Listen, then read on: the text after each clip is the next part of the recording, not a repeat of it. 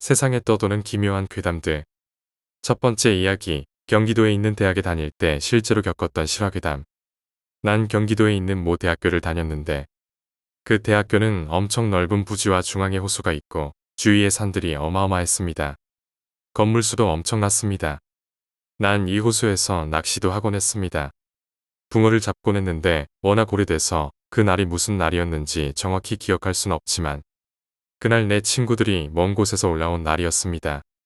한 친구와 난 같이 살았는데 원룸에 살았습니다. 그 원룸 지하에 PC방도 있었습니다. 이날 나는 친구들과 족발과 닭과 소주 등등 엄청난 안주들과 술을 섭취했습니다. 그리고 같이 살던 친구놈의 애인이 왔었는데 이 애인 포함 총 7명이서 미친 듯이 술을 마셨습니다. 그러다가 친구가 눈치를 줬고 우리 5명은 자리를 피해서 학교로 올라갔습니다. 그때 시각이 새벽 1시쯤 되었던 것 같습니다. 친구들과 학교를 오르는데 그 어두움 속에 무서움이란 우리에게 없었습니다. 그래서 우린 무얼 할까 하던 중 술래잡기를 하기로 했습니다. 술래는 우리가 아니라 경비 아저씨였습니다. 경비실에 돌을 던지고 도망가기 말입니다. 지금 생각하면 미친 짓인 것 같은데 그땐 유치했던 탓에 이런 짓을 자주 했었습니다. 술까지 얼큰한데 그 무엇이 두려우랴. 정말 엄청난 스피드로 따라오는 경비를 본 적 있는가? 소름 돋습니다. 여튼 도망가던 도중 난 호수가 앞에서 혼자 떼구르르 굴러버렸습니다. 그래서 발목이 살짝 나가버렸습니다. 그래서 난 혼자 호숫가에 우두커니 앉아있는데 조금 무서워지지 않습니까? 아마도 그 뒤에 일어나 일들이 은연중에 날 공포에 떨게 만들었나 봅니다. 무서워서 여자친구한테 전화를 했습니다. 나 장난치다가 호수에서 굴렀어. 다리 다쳐서 아파. 그러자 여자친구가 답했습니다. 친구들한테 얼른 전화해봐. 전화하며 앞으로 보고 있는데 무언가 앞에 지나가는 거였습니다. 앞에 뭐가 지나가는데 잘 안 보여. 나 술 취했나봐. 호수 맞은편에 어떤 미친년이 붉은 미니스커트 입고 산에 올라가. 나는 그렇게 여자친구에게 말했습니다. 여자친구는 내 말을 믿지 않는 것 같았습니다. 그런데 바지가 혹시 차갑냐고 만져보라고 했습니다.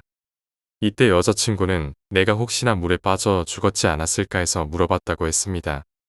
그때 저 멀리 친구들이 보였습니다. 친구들이 날 쓱 쳐다보더군요. 뚝처럼 돼 있어서 윗길로 사람들이 다니고 밑에는 벤치에 한두 개 있는 곳이었습니다. 난 벤치에 앉아 있었는데 친구놈들이 날 쓱 쳐다보곤 그냥 지나가 버린 것입니다. 아주 차가운 듯한 그 눈빛. 여자친구에게 이 말을 했더니 자기가 친구들한테 전화해본다고 잠깐 전화를 끊어보라고 했습니다. 그 후 여자친구가 친구들에게 전화를 했다고 합니다. 그리고 다시 나에게 걸려온 여자친구의 전화. 6명 다 전화를 안 받았다고 합니다. 그리고 왠지 불안하다고 무섭다고 이야기하기 시작하는데 그때 다시 뚝 위에서 친구들이 날 부르는 소리가 들리더군요. 그런데 여자친구가 이상하다며 대답하지 말라고 했습니다. 그래서 가만히 앉아 있었는데 친구들이 날 보며 막 화를 내면서 욕하더군요. 나를 계속 찾는다고 이 학교를 다 뒤졌다고 왜 전화도 안 받고 뭐 하냐고.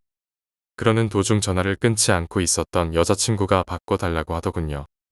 안심이 안 된다고 해서 바꿔줬습니다. 친구들 다 돌아가면서 다 통화했습니다. 내 여자친구긴 하지만 참 어지간하다. 친구들과 다 통화한 후 여자친구가 안심이라고 얼른 내려가라고 했습니다. 얼마나 자세히 캐물었던지 친구들이 화내더군요. 그리고 움직이려는데 발목이 너무 부어서 걷지도 못하겠더군요. 그래서 제일 덩치가 큰 친구 하나가 날 부축하고 내려가는데 앞에서 불빛이 엄청 크게 비치면서 너희 거기서 하면서 오더군요. 순간 경비 얼굴이 딱 생각나면서 친구들이랑 겨우겨우 도망갔습니다. 그러다가 날이 밝아오고 우리는 이제 내려가자 하고 내려왔습니다. 그런데 친구들이 그러더군요. 너 잠시 PC방에 가 있어. 뭐 좀 찾아올게. 하면서 PC방까지 부축해주고 담배도 사주고 갔습니다. 그렇게 한참을 있었습니다. 조금 있다가 여자친구가 전화했습니다. 시계를 보니 5시 30분쯤이었습니다. 전화를 받자마자 욕이란 욕을 다 하더군요. 여자친구가 어디냐고, 도대체 전화를 안 받고 뭐하냐고 물었습니다. 내가 무슨 소리냐고 하니까 여자친구가 그러더군요. 친구한테 전화하고 바로 전화했는데 그때부터 너 안 받더라고. 그럼 난 누구랑 통화한 거지? 생각하고 있는데 그때 게임방 문이 덜컥 열리면서 온갖 욕을 난무하며 들어오는 친구놈들이 보였습니다. 날 부축해줬던 친구가 날 벌컥 일으켰습니다. 아파 세게 당기지 마. 왜, 어디가 아픈데? 친구가 물어왔습니다. 다리 삐었잖아. 그래서 내가 여기까지 부축해줬잖아. 라고 말했더니 내가 언제? 무슨 소리야? 너 찾는다고 우리 다 밤샜는데 다른 애들까지 불러서 찾고 난리 나고 경비 아저씨들 다 깨워서 온 학교를 다 찾았다. 이렇게 말하는 것이었습니다. 생각해보니 학교에서 내려오는데 학교에 불이 다 들어와 있던 것 같습니다. 그럼 난 누구한테 업혀온 거고 난 뭘 보고 도망간 건가? 친구들이 그러더군요. 화장실 앞에서 너 봤는데 내가 우릴 쳐다보곤 막 산위로 도망가더라고. 미쳤나? 다리 아파 죽겠는데 도망을 가게. 하도 어이가 없어서 알바생에게 이놈이 담배 사주지 않았냐고 하니 알바생이 맞다고 당신이 사줬다고 했습니다. 그때 내 친구들의 표정은 몹시 당황해 하더군요. 뭔가 이때부터 심상치 않은 듯 돌아가는 상황. 애들이 올라가서 이야기하자고 방으로 갔습니다. 그때가 6시쯤. 서로 상황을 맞춰보니 난 친구들을 보고 도망 다닌 거고 친구들은 나 찾아다닌 거고 이거 예사일 아니다. 집에 전화하자 하고 친구놈이 집에 전화를 했습니다. 난 하지 말라고 짜증냈는데 신호가 가자마자 받는 우리 엄마. 어머니, 좀 올라오셔야겠는데요. 친구놈이 한마디 했습니다. 더 웃긴 건 우리 엄마입니다. 집에서 차로 달려도 4시간 걸립니다. 그런데도 이유를 묻지 않으시고 그 시간에 올라오신다고 합니다. 뭔가 심상치 않습니다. 분명 무슨 일이 있다. 어머니, 아버지 다 오시고 다짜고짜 집에 가자고 하십니다. 내려와서 들은 이야기인데 아버지, 어머니가 나랑 똑같은 꿈을 꾸셨다고 합니다. 다른 게 있다면 내가 막 쫓기더란다. 칼을 든 여자애한테. 동시에 엄마, 아버지 깨셨다고 합니다. 서로 보고 놀라셨대요. 왜 갑자기 일어나냐고. 그리고 서로 꿈 이야기하니 우리 아들한테 무슨 일이 있는 거 아닌가, 이럴 수 없다 하고 있는데 엄마 휴대폰에 걸려온 친구의 전화. 그래서 바로 내려오신 거란다. 그 이후 난 정신과 성당, 교회, 상담실 다 가봤다. 다 정신 차리고 살란다 술 많이 먹어서 그렇다고. 근데 우리 아버지는 귀신이랑 놀면 귀신에 씌여 오래 못 산다고 생각해서 여기저기 안 가본 곳이 없다. 아무래도 서로 인정은 안 했지만 귀신이었던 것 같다고. 그러다가 친할머니가 말씀하시길 아는 분이 계신데 그분이 귀신을 잡으시는 분이 계시단다. 그 길로 전라도까지 달렸다. 정말 촌구석까지 갔다. 많이 늙으신 할머니. 올해 90을 바라보고 계신단다. 그 할머니가 나를 딱 보자마자 어이구 하시더라. 나, 엄마, 아빠, 동생, 여자친구 이렇게 6명 있었습니다. 할머니가 마음의 준비를 하고 다시 보자고 하셨다. 그래서 하루 지나고 마을회관에서 구슬했다. 사과 등등 막 올려놓고 절하고. 난 솔직히 어이없더라. 저런 거 안 믿거든. 그래서 난 멀찌감치 떨어져서 속으로 짜증나 하고 있는데 할머니가 다가오신다. 그러면서 날 보고 아주 걸걸한 무미건조한 인간의 말투 같지 않은 그런 목소리로 말했습니다. 창성아. 난 못 들은 척했다. 창성아. 나는 엄마한테 짜증을 냈다. 내가 이런 거 하지 말자고 했는데. 그런데 고개를 돌려 가족들을 보니까 가족들 전부 다 심하게 놀란 얼굴을 하고 있더라. 설마? 창성이는 내 원래 이름이다. 어릴 때 이름을 바꿔야만 할 이유가 있어 재판까지 하고 바꾼 이름. 그 이름을 어떻게 할머니가 알았지? 난 부모님이 가르쳐 준 줄 알았다. 근데 아닌가 보다. 속으로 이게 뭐야 하고 있는데. 창성아, 나 모르겠어? 무당 할머니가 말하는 것이었다. 누군지 모르겠다고 내가 말하니. 실망이야. 내 목소리 벌써 잊은 거야. 하면서 무당 할머니가 다가오시는데 허리 굽은 할머니가 허리를 딱 펴고 터벅터벅 걸러오시더라. 그때 그 눈빛, 그 자세. 아마 죽을 때까지 못 잊을 것 같다. 나뿐만 아니라 거기 있던 모두가 잊지 못할 장면이었다. 그러곤 무당 할머니가 귀에 속삭이시더라. 창성아, 나 제이야 못 믿는 거야. 이렇게 꺼낸 이야기는 놀랄 노자였다. 아무도 모를 우리만의 이야기. 중학교 3학년 때 학교 옥상에서 그날 그 놈이 본드 마시고 오토바이를 타고 바닷가 길을 달렸다. 그러다 사고가 났다. 난 진술서에서 본드 얘기는 안 썼었다. 사실 쓸 수가 없었다. 이미 죽은 친구 앞에서 할 말도 하고 싶은 말도 없었기에. 제이는 전봇대를 들이받고 약 20여 미터 날아가서 그 자리에서 즉사했다. 난 달려가서 무릎을 꿇고 그 놈을 받고 그걸로 내 기억은 끝이다. 몇 달을 움직이지 못했고 밥도 못 먹었다. 그래서 힘들게 이름도 바꾸고 정신과도 다니며 제일 친한 친구의 죽음을 잇는 듯 했는데 내 앞으로 다가오는 이 할머니가 말한 것이다. 그때 내 몸에 돋았던 소름은 아무도 못 봤을 것이다. 귓속말로 다시 또 이야기하더라. 그때 봐서 너무 좋았다. 다음에 또 볼 수 있으면 보자 같은 사사로운 이야기들을 말했다. 그리고 할머니가 갑자기 손에 찹쌀인가 좁쌀인가 그걸 들고 바닥에 곱게 까시더라. 그리고 나보고 거기에 절하라더라. 난 바로 절했다. 그때는 내가 아니었다. 뭔가 정신이 나가버리는 느낌. 그런데 그 많은 사람의 눈앞에서 좁쌀 위로 천천히 새 발자국이 차근차근 찍혀 나가더라. 천천히. 정말 새가 밟고 지나는 것처럼 말이다. 엄마, 아빠, 동생, 여자친구까지 완전 얼어서 쳐다보고 계시더라. 그러곤 할머니가 조용히 말씀하시더라. 그날이 너 살이 낀 날이다. 내가 죽을 날이었다. 그런데 내 친구가 기일날 하루 내려올 수 있는데 그날 안 오고 너 때문에 일찍 왔었다. 너를 업고 다닌 건 내 친구다. 그리고 너를 따라다녔던 것은 귀신들이다. 너를 해치려는 잡귀들을 피해. 그게 내 업이고 내 살이다. 친구 덕분에 산 거라고. 식은땀이 등 뒤로 흐른다는 거 더운 거랑은 다르다. 정말 그 느낌. 더럽다. 그리고 내려와서 친구 어머님을 뵙고 그놈을 떠나보냈던 강에 백화를 뿌려주었다. 두 번째 이야기, 트럭 사고. 내가 1학년 때의 일이니까 벌써 6년 전 즈음 일이다. 우리 작은 삼촌은 트럭 운전을 하십니다. 청주에서 거주하시면서 그쪽 공단에 산업 폐기물을 실어다 처리장으로 옮기시는 일입니다. 삼촌 댁이 청주고 내가 그 근방에서 대학교를 다닐 때 일입니다. 무슨 운전은 안 그렇겠냐만 트럭 운전은 정말 고단하다고 합니다. 당시 숙모님은 작은 식당을 운영하시고 계시고 아들 하나 있는 건 유치원에 다니고 있었습니다.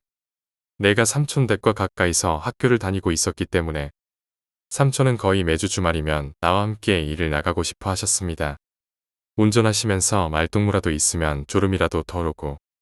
나는 어려서부터 친가 댁보다 외가 댁과 더 가깝게 지내왔기 때문입니다. 초여름의 어느 금요일. 축구를 굉장히 좋아하던 나는 주말에 비가 온다는 뉴스를 듣고 축구하기는 글렀으니 삼촌 운전하시는 데나 따라갔다 와야겠구나 하고 생각했습니다. 가끔씩 용돈도 두둑히 주셨습니다. 그렇게 삼촌을 따라 나섰던 주말. 역시 비가 조금 내려서 지면이 젖어 있었습니다. 고속도로를 지나고 있는데 갑자기 차가 좀 막혔습니다. 덤프트럭에 타본 사람은 알 겁니다. 차가 워낙 높기 때문에 어지간한 거리는 다 보입니다. 트럭 사고가 난 게 보였습니다. 삼촌이 모시는 트럭과 같은 종류 같았습니다. 트럭끼리 사고가 났었습니다. 그 모습을 보시곤 삼촌이 예전에 사고를 당하셨던 이야기를 하셨습니다. 청주 옆 단양에 있는 고속국도는 상당히 길이 험한데 그쯤에서 사고가 나셨었다고 했습니다. 갑작스러운 브레이크 고장이 원인이었다고 하셨는데 무슨 차를 받으셨는지 모르지만 핸들이 아랫배에 꽉 박혔었다고 하셨습니다. 너무 깊게 박혀서 숨도 안 쉬어지고 말도 안 나왔었다고. 죽을 뻔했다고 말씀하셨습니다. 그렇게 얘기를 나누면서 어느새 길을 막고 있던 사고 현장을 지나가게 됐습니다. 트럭 밑으로 피가 흐르고 있었고 트럭 앞부분이 심하게 찌그러져 있었습니다. 삼촌께서는 안타까워하시며 혀를 차셨습니다. 갓길에 사람들이 승용차를 대놓고 차에서 내리는 모습을 본 기억이 납니다. 한 7명 정도 갓길에 나와 있었는데 모두들 굉장히 놀란 모습이었습니다. 나는 찌그러진 트럭에 무슨 일이 있나 싶어서 사람들에게서 눈을 떼고 사고 난 트럭 쪽으로 눈길을 돌리던 찰나. 남자였는지 여자였는지 구분할 수 없을 만큼 갈라지는 목소리로 차 안에 있던 두 사람 중 정신을 잃지 않은 사람이 필사적으로 외치는 소리를 들었습니다. 방금 전에 들었던 삼촌의 경험담과 너무도 비슷했습니다. 온몸에 소름이 돋고 고개를 돌려 차마 사고 난 트럭을 볼 수가 없었습니다. 삼촌께 들었는데 한 명은 정신을 잃은 건지 죽은 건지 축 처져 있었고 옆에 있던 사람은 계속해서 소리치고 있었다고 하셨습니다. 빼달라고. 세 번째 이야기, 어떤 아줌마. 이젠 나도 중년의 나이로 접어들지만 그때의 일은 잊으려야 잊을 수가 없습니다. 당시 12살이었던 나는 강원도로 잠시 내려가게 되었습니다. 할머니 할아버지가 작은 구멍가게를 가지고 계셨는데 덕분에 난 매일 주전부리를 먹을 수 있었습니다. 어느 날 난 친구들과 함께 숲속 계곡으로 가게 되었습니다. 친구들이 물장난을 하고 노는 동안 난 장수풍뎅이나 사슴벌레를 잡으려고 산속을 샅샅이 헤매고 있었습니다. 그러던 중 철조망이 보였습니다. 소나무들 사이엔 송이버섯이 자라고 더군다나 곤충들도 많았습니다. 난 이끌리듯이 철조망에 뚫린 곳으로 들어갔습니다. 실상 곤충 잡기보다 송이버섯들을 따는 데 전념했지만 그래도 송이버섯을 따서 너무 기분이 좋았습니다. 그렇게 점점 깊숙이 들어가던 도중 웬 나무 뒤에 시뻘건 피 웅덩이가 보였습니다. 그 자리에서 얼어붙고 말았습니다. 산속에서 피 웅덩이를 보는 일이 결코 평범한 일은 아니지 않습니까? 송이버섯이 든 곤충 채집망을 더욱 세게 움켜쥐고 난 나무로 다가갔습니다. 피 웅덩이뿐 아니라 주변에 검은 자국들도 보였습니다. 검은 자국뿐 아니라 사람의 손도 보였습니다. 나무 뒤를 바라본 나는 비명을 지르고 말았습니다. 상체만 남은 아주머니가 실핏줄이 터진 눈으로 하늘을 부릅뜨고 바라보고 있었습니다. 옆에는 송이버섯들이 굴러다니고 있었습니다. 뒷걸음을 치다가 넘어져 버렸습니다. 난 쭉 아주머니에게 시선을 고정하고 있었습니다.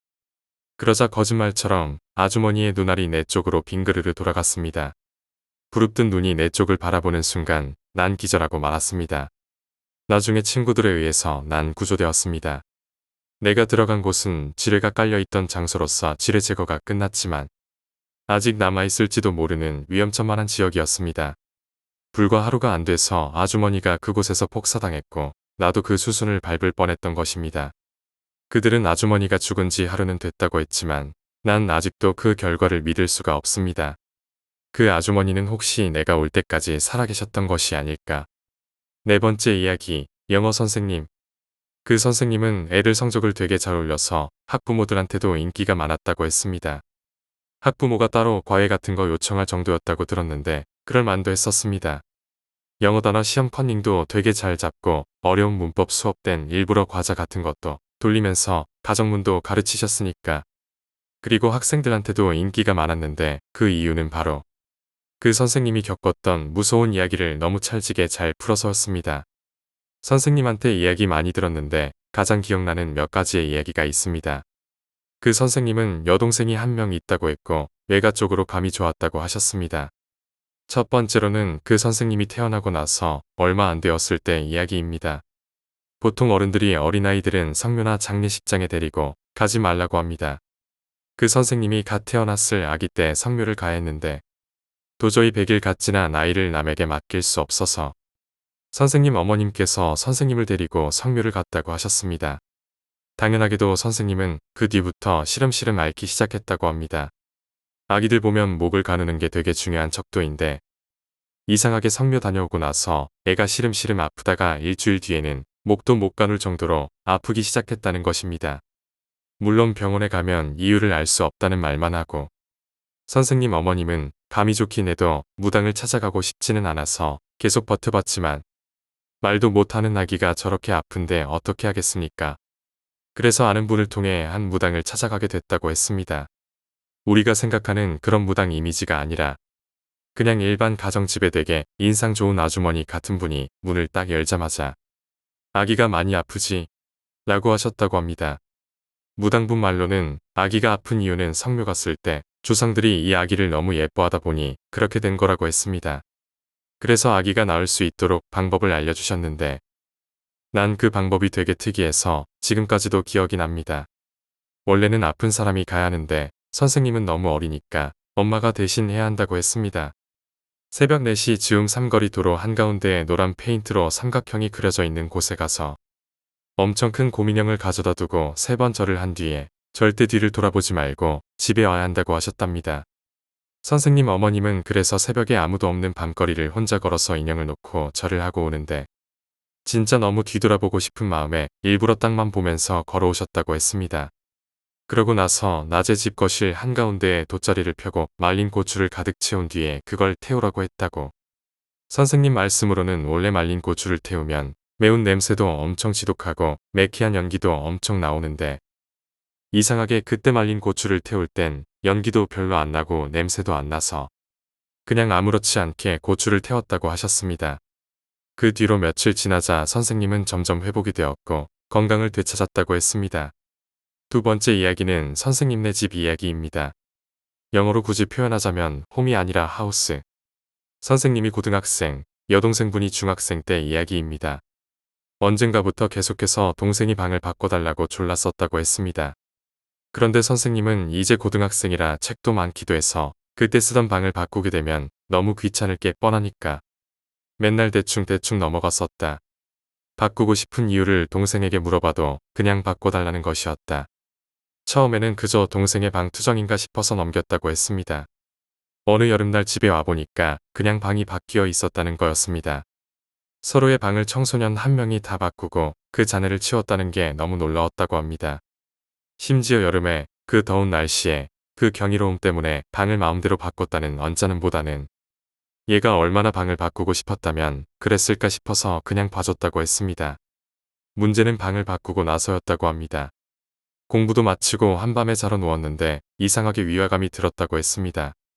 여름밤에는 풀벌레 소리도 들리고 그래야 하는데 이상하게 아무 소리도 안 나고 너무 조용해서 이상했다는 거다. 그래도 자야 하니까 눈을 감고 있는데 조금 있다 보니까 스윽스윽 소리가 났다고 합니다. 무슨 소린가 하니까 옷자락이 바닥 쓰는 소리가 방 바깥에서부터 이어져 있었다.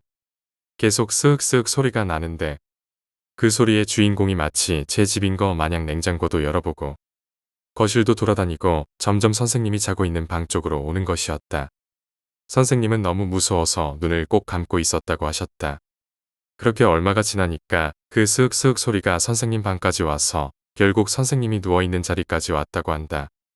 진짜 사람이 너무 놀라니까 소리도 지를 수가 없었다고 했다. 공포감에 질려서 꼼짝도 못하고 누워있는데 스윽스윽 소리가 떠나가질 않더라는 것이다. 귀로 들어보면 선생님 침대 근처를 계속 빙빙 돌면서 소리가 나기에 실눈을 뜨고 보니까 웬 더러운 소복을 입은 긴 머리의 여자가 계속 방 안을 빙빙 돌고 있었다는 거다. 그래서 기절한 것처럼 기억이 사라졌다가 잠에서 깨자마자 동생을 추궁하셨다고 했다. 당연히 동생도 그 문제 때문에 방을 바꿔달라고 조른 것이고 이유를 솔직하게 말하면 안 바꿔줄 것 같으니까 일부러 그냥 이유 없이 방 바꿔달라는 것처럼 졸랐다는 것이었다. 선생님이랑 동생은 결국 이 일을 부모님께 말씀드렸다고 했다. 그러자 부모님이 깜짝 놀라셨다는 것이다.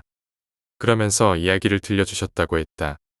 사실 그 방 침대 자리가 웬 미친 여자가 오줌을 넣었던 자리라고 하시면서 선생님과 여동생이 초등학교도 들어가기 전이었댔다. 아무튼 굉장히 오래전에 그날도 이런 여름날이었다. 온 가족이 도란도란 저녁에 밥 먹고 나서 TV도 보고 모여 있었는데 갑자기 누가 현관문을 계속 두들기면서 문 좀 열어달라고 행패를 부렸다고 했다.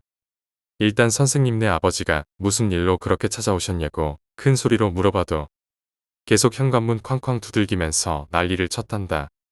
그 사이 어머니는 아파트 경비실에 연락을 하고 무슨 일이 생길지도 모르니까 일단 아이들을 안방으로 들여보냈다. 그래서 선생님이랑 동생은 이 일을 잘 몰랐다고 했었다. 바깥 소리를 들어보니 경비 아저씨도 와서 막 말리는 소리도 나는데 도저히 행패 부리는 소리가 잦아들지를 않았다. 이웃들에게 민폐이기도 해서 결국 문을 열었는데 순식간에 웬 미친 여자가 뛰어들어와서 문제의 선생님 방에 들어와서 드러눕더니 오줌을 누웠다는 것이다. 그러고서도 그 여자는 자꾸 팔다리를 마구 흔들면서 난리를 쳐서 경비 아저씨가 한 분 더 오셔서 경비원 2명 선생님의 아버지 총 3명의 성인 남성이 달려들어서 겨우 아파트 단지 밖으로 내쫓았다고 했다. 그리고 그 자리에 오랜 시간이 지나 선생님 자매의 침대가 자리하게 된 것이었다. 이 이야기를 듣고 선생님은 어떻게 해야 하나 싶어서 우선 방 구조를 바꿔 침대 자리를 바꾸니까 그나마 그 스윽스윽 소리는 사라졌다고 했다.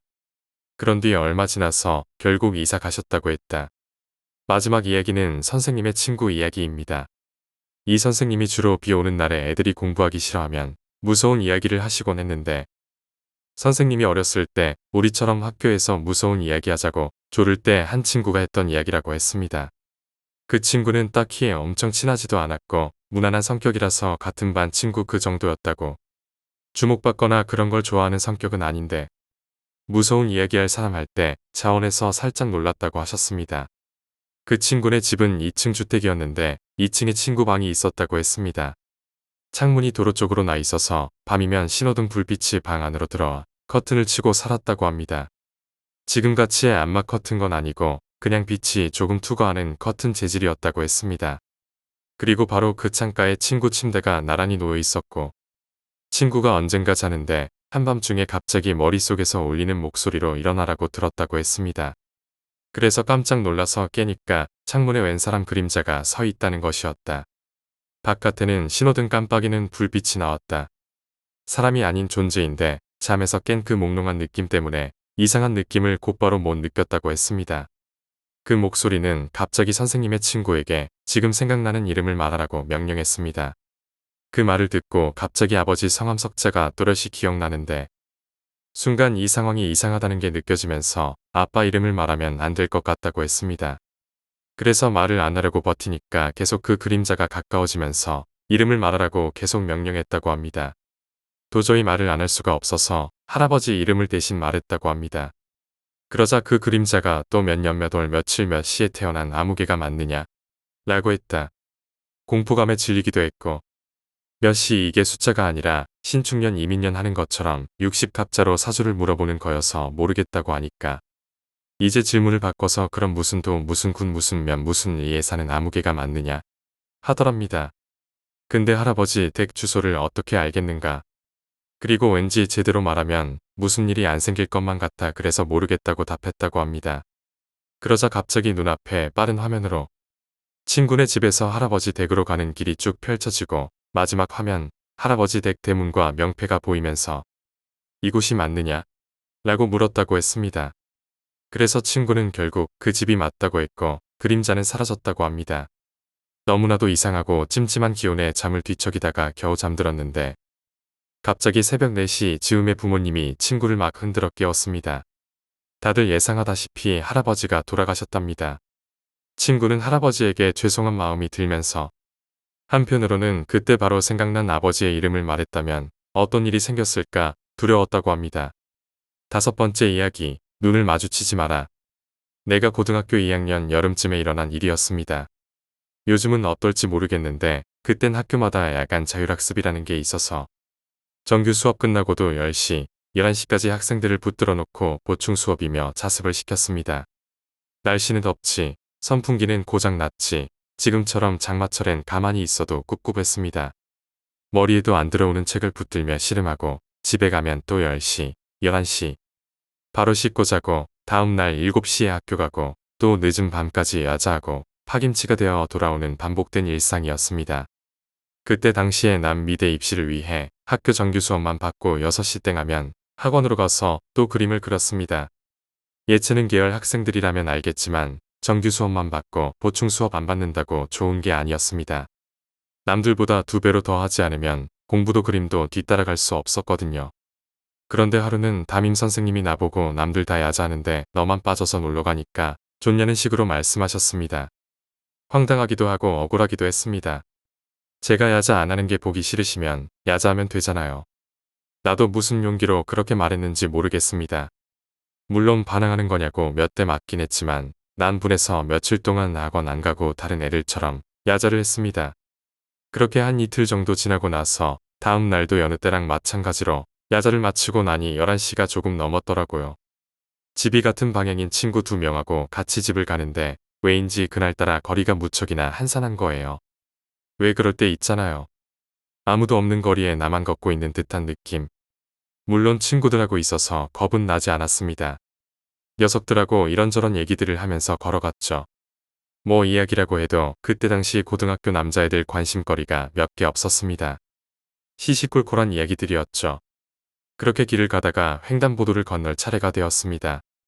그런데 횡단보도 건너편에 어떤 여자가 서 있는 게 보였습니다. 안 그래도 한산하던 길이었는데 건너편에 어떤 여자가 서 있는 걸 보니 내심 안심되기도 했고 또 그 여자가 멀리서 봤을 때 예뻐 보였거든요. 팔짱을 낀 채로 꼿꼿이 서서 우리 쪽을 보는 건지 아니면 그냥 무심히 서 있는 건지 그때까지만 해도 그냥 그런가 보다 했는데 옆에 있던 친구가 대뜸 말하기를 저 여자 예뻐 보이지 않냐면서 분위기가 좀 싸하고 냉하다며 말했습니다. 나도 친구와 비슷한 생각을 했습니다. 왠지 좀 기분 나쁘다고 느꼈죠. 야심한 밤에 인적 없는 거리를 걷다 갑자기 만난 한 사람에게서 묘한 이질감을 느꼈습니다. 같은 공간에 있지만 전혀 같은 공간이 아닌 듯한 기분이 좋지만은 않은 느낌이었죠. 암튼 우리는 우리끼리 쑥덕거리며 그래도 우린 셋이고 저쪽은 하나인데 쫄 것 없다고 생각했습니다. 그때까지도 그 여자는 팔짱을 풀지 않고 바로 서 있는 상태에서 무심히 앞만 보고 있었습니다. 이윽고 신호등이 빨간불에서 파란불로 바뀌고 우리는 반대편으로 한 걸음씩 옮기기 시작했습니다. 그 여자도 마찬가지로 길을 건너고 있었죠. 한 걸음, 한 걸음, 또각또각. 분명 똑바로 걷고 있는데도 팔짱을 풀지 않아서일까요? 상체와 하체의 움직임이 약간 부자연스럽기도 했습니다. 횡단보도에서 그 여자가 가까워질수록 점점 드러나는 무심한 그 표정이 어딘가 모르게 화가 난 것 같기도 했습니다. 슬픈 것 같기도 하고 유난히 길어 보이는 머리카락이 바람에 흩날리는 모습까지도 왠지 모르게 오싹해졌죠. 점점 우리와 그 여자의 사이는 좁혀져 갔고 우리 셋은 갑자기 쌓여진 기분에 숨죽이며 아무 말도 못하고 앞만 보고 걸어갔습니다. 되도록 빨리 건너고 싶다는 생각뿐이었습니다. 그렇지 않으면 건너고 나서 뒤를 돌아봤을 때 이 여자가 칼 들고 쫓아오지는 않을까 하는 생각이 들어서요. 그렇게 별별 생각을 다 하면서 길을 걷다가 중간쯤에 우리와 그 여자가 서로 스쳐 지나갈 때 우리 셋은 누가 먼저랄 것도 없이 곁눈질로 그 여자를 쳐다봤고 그 여자도 우릴 쳐다봤습니다. 다만 우리와 그 여자의 다른 점이라면 때때로 곁눈질로 옆에 있는 것을 볼 때 약간이라도 고개를 돌리고 힐끔 보는 것이 정상인데 그 여자는 여전히 팔짱을 낀 상태로 똑바로 머리는 정면을 향해 보면서 걷다가 눈만 귀까지 찢어지듯이 돌아갔습니다. 사람 눈이 아무리 흘겨본다 해도 귀 있는 데까지 눈동자가 가지 않잖아요. 그리고등 뒤로 멀어져 가는 발걸음 소리. 또각또각또각. 나랑 친구들은 그 자리에서 바로 얼음이 됐고 한참 뒤에 빵빵거리는 자동차 경적 소리에 놀라 급하게 길을 마저 건넜습니다. 그리고는 아무 말도 없이 서로 집까지 갔습니다. 뛰어가지도 못하고 멍하니 걸어서. 그리고 집에 가서 더 놀라운 이야기를 들었는데 내가 집에 도착한 시간이 새벽 2시 반이었다는 거예요. 아무리 학교에서 집까지 천천히 걸어간다 해도 15분이면 가는 거리인데 말이에요. 여섯 번째 이야기, 계곡. 제가 무개념 초등학생이었을 때였습니다. 여름방학이라 찜통더위에 아주 그냥 작살이었어요. 그래서 매일 아침이나 오후에 친구들이랑 동네에 있는 수락산 안에 옥류골이라는 계곡에 갔었습니다. 거의 매일 가서 진짜 피서 갔다 온 것처럼 살이 다 타고 난리 났었죠. 그런데 어느 날 제2군과 S군, 그리고 저 이렇게 셋이 평소처럼 가게 됐습니다. 옥류골은 좀 많이 올라가야 돼서 저희는 자전거를 타고 항상 올라갔죠. 언제나 가던 지름길을 지나서 힘들게 올라가서 자전거는 아무데나 세워놓고 경사 심한 언덕은 그냥 걸어 올라가서 옥류골에 도착했죠. 한참을 재밌게 놀다가 한 6시에서 7시쯤에 밑에 편의점에서 라면을 먹고 다시 올라가서 8시쯤까지 놀았습니다. 여름을 아시겠지만 낮이 길어서 6시, 7시도 해가 떠 있어서 많이 놀 수 있었죠. 그러다가 이제 좀 어두워질 무렵 내려오기로 했는데 제2군과 제가 장난을 치기로 했습니다. 저는 초등학생 때 장난이 무척 심했고 특히 놀리는 걸 많이 좋아했었습니다. 제2군도 저와 같은 말썽꾸러기였죠. 저희가 생각해낸 장난은 S군의 자전거 열쇠를 가지고 S군은 걸어서 집에 가게 하는 것이었어요. 얼른 잽싸게 S군의 자전거 열쇠를 들고 뛰었습니다. 이럴 때만큼은 50m 달리기 선수 안 부러웠죠. 자전거를 세워놓은 곳에 도착했지만 자전거를 열쇠로 풀려면 S군에게 잡히기에 우리는 한참 동안 빙글빙글 산을 돌면서 추격전을 벌였죠. 그러다 S군이 저 멀리서 잠시 쉬고 있을 때 우리는 자전거를 잽싸게 열고 탄 뒤 S군의 자전거 열쇠를 들고 시원하게 내려갔습니다. S군은 허무한 채 내리막길 꼭대기에서 우릴 쳐다보고 있었고요. 올라갈 때도 지름길로 가지만 내려올 때도 당연히 지름길로 갑니다. 보통 길로 산을 나가면 3, 4분 정도 걸리는데 지름길엔 30초도 안 걸립니다. 저흰 지름길을 지나서 동네로 나오고 산 입구에서 S군이 올 때까지 기다렸습니다. 원래는 그냥 갈 수도 있었는데 그땐 9시쯤이어서 상당히 어두웠습니다. 왠지 모를 공포감, 죄책감 때문에 기다렸습니다. 사과하려고요. 그런데 아무리 기다려도 안 오는 겁니다. 9시 반이 됐을 무렵 저희는 걱정이 됐고 어느덧 하늘은 엄청 어두워졌습니다. 절대 그 길로 안 올 수가 없습니다. 보통 길과 지름길은 만나게 되어 있으니까요. 만나는 길이 바로 산입구고 그 뒤는 바로 동네인데요. 보통 길로 오든 지름길로 오든 무조건 저희가 기다리는 곳으로 지나가는데 녀석이 안 옵니다. 처음엔 삐져서 안 오는구나 했는데 10시가 되니까 엄청 걱정이 되더군요. 저희는 한번 다시 계곡에 가려고 자전거 페달에 발을 올리고 있는데 S군이 있는 겁니다. 저희는 저 자식이 장난하나 싶어서 이리 오라고 막 불렀죠. 그런데 이상한 점은 녀석이 자전거를 타고 있습니다. 그 녀석의 자전거 열쇠는 우리가 가지고 있는데요. S군은 계속 저 멀리서 멀뚱히 저희를 바라보고 있습니다. 빨리 오라고 소리쳤지만 갑자기 자전거 페달을 돌리면서 다른 쪽으로 갑니다. 지름길과 보통길은 만나게 되어 있고 그 교점이 바로 산 입구, 그 뒤는 동네였습니다. 저희가 S군을 기다리는 곳이 그 교점이고 보통길 옆으로는 서울로 가는 고속도로가 있습니다. 그런데 S군이 갑자기 고속도로 쪽으로 가는 겁니다. 우리는 당연히 S군을 따라갔죠. S군은 그리 빠르지 않게 달려서 쉽게 뒤를 쫓을 수 있었습니다. 옆에 차들도 없어서 저희 자전거들이 도로를 차지해서 달릴 수 있었죠. 5분 정도를 그렇게 따라갔습니다. 우리는 일부러 S군에게 말을 걸지 않았죠. 솔직히 10시가 넘어서 무서웠고 또 미안하기도 해서요. 얼마나 갔을까요? 갑자기 S군이 자전거에서 내리더군요. 저희는 자연스럽게 그 자리에 멈췄습니다. S군이 갑자기 고속도로 옆 샛길을 지나 나무가 잔뜩 자라있는 곳으로 들어가 버렸습니다. 그 산은 의정부와 연결되어 있는 산이었는데 철조망이 없어서 그 고속도로 옆 산으로 들어갈 수 있었던 것 같습니다. 저희는 너무 무서워서 전력을 다해 그곳을 빠져나와 다시 동네로 돌아왔고 S군의 집에 찾아갔습니다. S군 집에 간 우리는 온몸에 소름이 돋았고 서로 쫄아서 집에 얼른 들어갔습니다. S군의 집에 찾아가니 자전거는 현관문 앞에 없었습니다. 초인종을 눌렀습니다. S군의 엄마가 나오시더군요. S군 있는지 여쭤보니 지금 씻고 있는데 왜 그러니 하시는 겁니다. 너희 꼴은 다 젖어서 그게 뭐냐고 물어보시면서 저희는 얼른 집에 들어갔고 다음날 저희 집에서 S군을 만나서 물어봤습니다. S군은 자전거는 그냥 다음번에 옥륙을 갔을 때 가져오려고 두고 지름길로 내려왔다고 했습니다. 도대체 어떻게, 절대로 그런 일은 있을 수 없습니다. 저희보다 먼저 갔다는 건 말이 안 되는 것이었죠. 정말 기이한 일이었습니다. 자전거를 타던 S군은 누구였을지 생각해보니 지금도 소름이 돋습니다. 정말 저희의 착각이 아닙니다.